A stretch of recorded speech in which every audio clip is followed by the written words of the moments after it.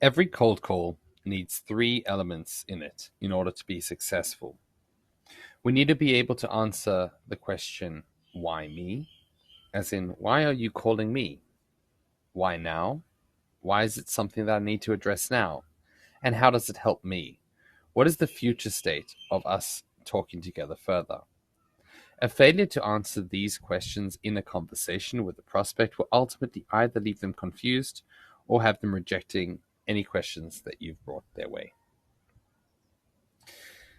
In order to build a message to address this, it's important to address each of those elements in order. So when you speak to somebody, within the first 7 seconds of the conversation, we should be able to address why we thought it was important for us to reach out to that individual. Once you've had the beginnings of a conversation, we should then be able to speak about why now is a good time to talk about this and why we thought that this was a good time to reach out to them.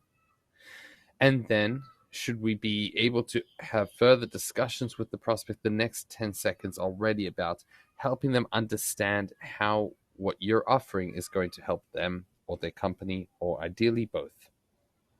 Being able to walk them through that process creates a logical conversation and sequence that people can follow and help interpret and see the value of. Let's give an example together. We're going to represent a cybersecurity company called CyberDog. We're going to be selling this to a chief technology officer. We can see what our product does. It helps remote teams manage their password security.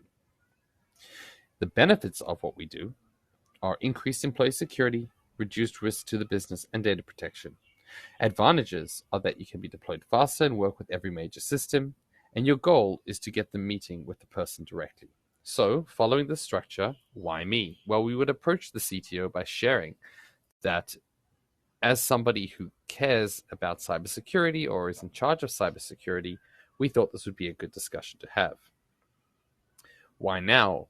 We can discuss different elements or things that have happened within that company. Maybe there's an event, something new that they've developed, a new threat in the system that's out there, or some major change that we think might be relevant to them. For example, the move from in-office to remote.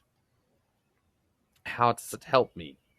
Well, this is really where we'll be talking about the benefits versus our advantages. Many conversations fall apart because we tend to speak about the advantages of our solution or the wonderful features of our solution without actually talking about the benefits that the prospect cares about. Knowing who we're talking to as a CTO, they're going to really care more about employee security and reducing the risk to business and protecting the data than they are going to be about how fast you are to deploy and the fact that you work with major systems. These are important elements too, but they're not going to be the first thing that they care about.